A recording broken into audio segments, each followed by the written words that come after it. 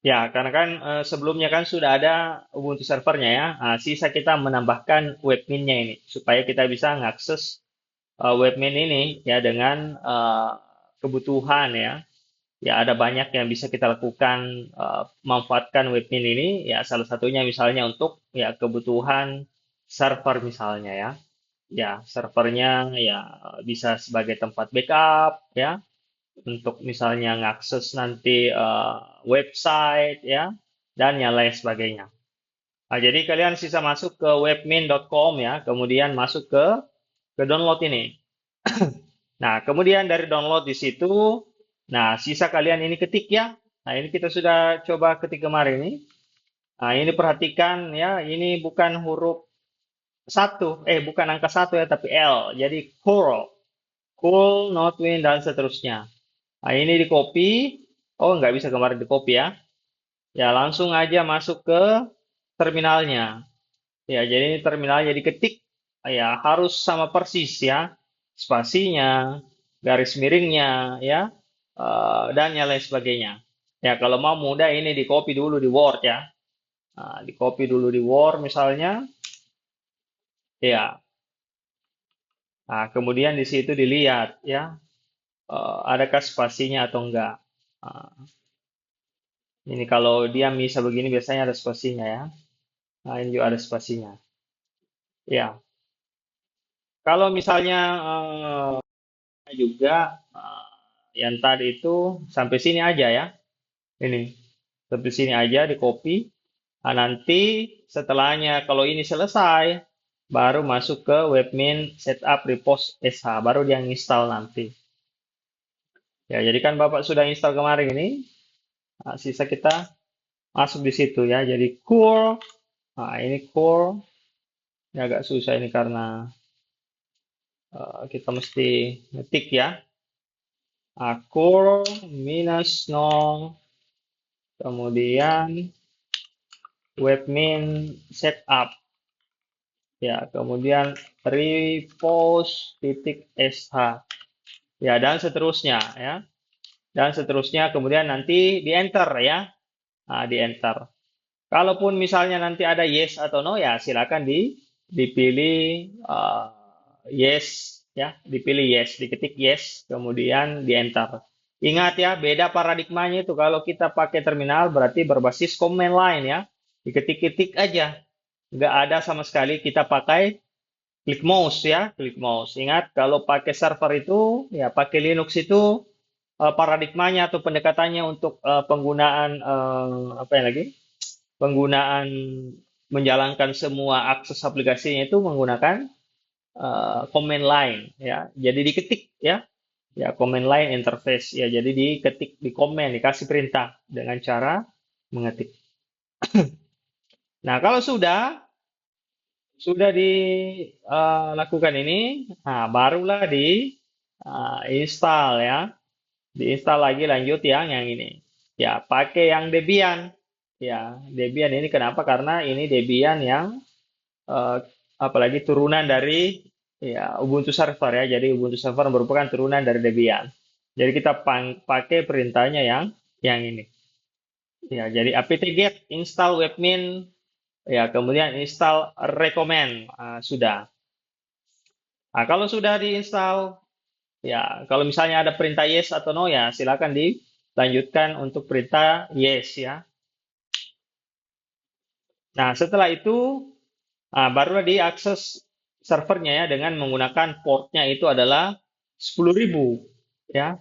Nah, jadi menyesuaikan dengan IP-nya di sini ya 10.22.211.56.3. Ya, jadi kalian buka browser seperti ini ya. Nah, ini buka browser seperti ini, ketik 10.211.55.6 56 titik ya 55.3. Nah, kemudian oh salah 5 ya 556.3. Nah, titik 2 portnya 10.000. Nah, nanti akan ya dia loading seperti ini ya. Nah, kita logout dulu ini.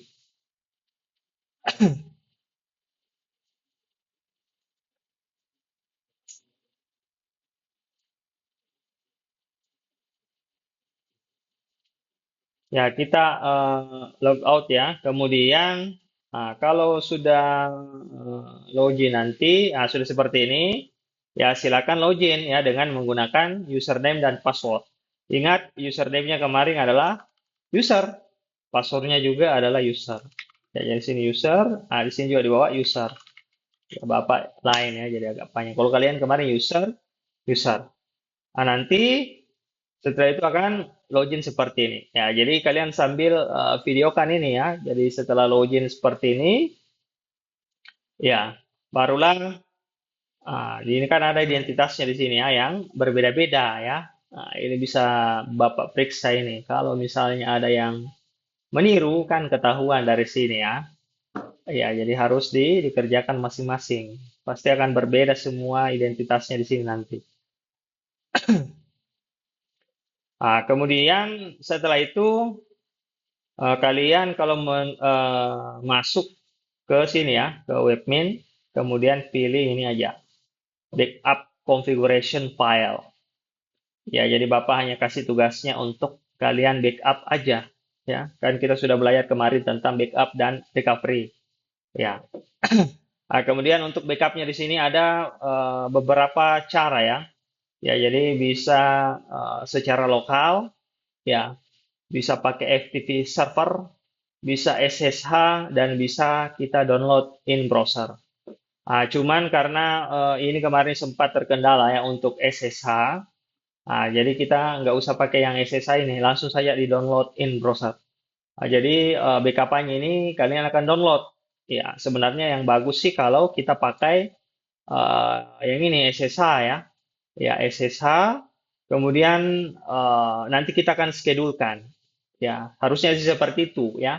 Tapi karena kita nggak pakai untuk SSH-nya dulu, ya ini belum sempat ya. Nanti misalnya ada yang mau lebih mendalam, silahkan cari Bapak ya, kita akan bisa belajar bersama.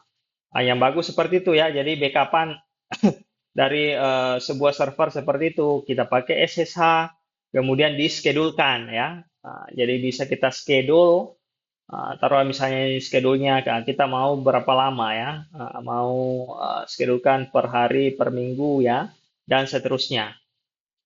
Di sini ada backup schedule-nya. Ini kita bisa atur menit ke berapa, jam ke berapa, setiap hari apa, bulan apa, minggu ke berapa. Jadi ini bisa kita lakukan schedule secara terjadwal. Ya, karena kita tidak terjadwal, langsung saya download in browser. Dipilih salah satunya di sini ya. Kalau mau dipilih semuanya ya sisa di Ctrl A. Kalau misalnya salah satunya aja, misalnya kita pilih yang eh, ini saja ya, webmin user, itu juga bisa. Kalau untuk webmin user, silakan ditambah dulu ya. Jadi silakan ditambah di sini webmin usernya. Nah, kita create dulu ya, kita create user ya. Create new user. Kita masukkan misalnya username-nya di sini admin ya, kemudian juga di sini admin ya. Ini kita kasih masuk admin aja dulu. Ya, gini aja. Kemudian interface-nya oke, nggak usah pakai SSL language-nya, kita ganti sini language. Oh, default aja ya. Ya biasanya Inggris saja. Kemudian security-nya ya default aja semua kecuali kalau kalian mau setting di sini. Kemudian modulnya ya itu aja select all ya. Jadi dia akan milih semua ini kemudian create user. Ini katanya di error ya, dia username as is not Unix user and so can be in safe mode. Berarti kita disuruh ganti ke user interface-nya mana yang tadi itu Unix-nya ya.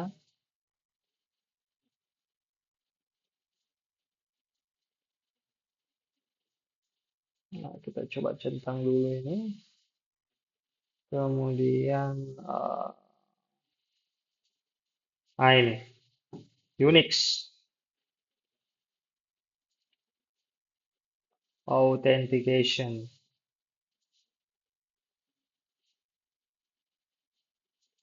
Save module only ya. Oke, nah, kemudian kita create. Hmm? Oh, nggak boleh kata admin di sini ya. Misalnya Yusuf. Ah, ini aja di sini. Oke. Yusuf juga nggak mau ya. And cannot be save mode. Oke, kalau gitu kita kembali dulu. Ya, kita jangan pakai yang ini ya.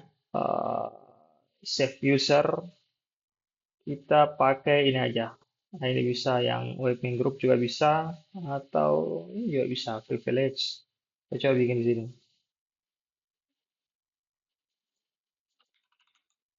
Oke, kemudian kita pilih di sini Yusuf aja juga. Ya, atau kita per bagus ya.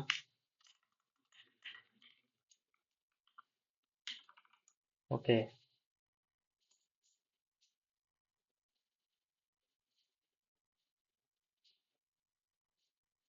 Nah, ini sudah jadi ya. Nah, jadi sudah ada jadi satu user. Nah, sisa kita backup tadi. Nah, kemudian pilih webmain user. Kemudian ambil yang download in browser. Nah, kemudian kita centang dulu ini ya. Webmain module configuration file. Nah, kemudian barulah kita backup. Nanti hasil backup-nya itu akan terdownload. Nah, ini sudah terdownload. Nah, kalau sudah misalnya kita masuk ke webmain user ini tadi, nah, kita coba hapus ya. Nah, kita coba hapus. Oke. Nah, barulah kita coba untuk restore ya. Nah, ini ada restore now. Nah, kita ngambilnya yang webmain user aja. Nah, kemudian kita ngambil yang upload ya, upload file. Nah, kita pilih filenya yang tadi itu. Nah, ini. Kemudian kita apply configuration yes. Just show ya boleh di sini no aja. Nah, restore now.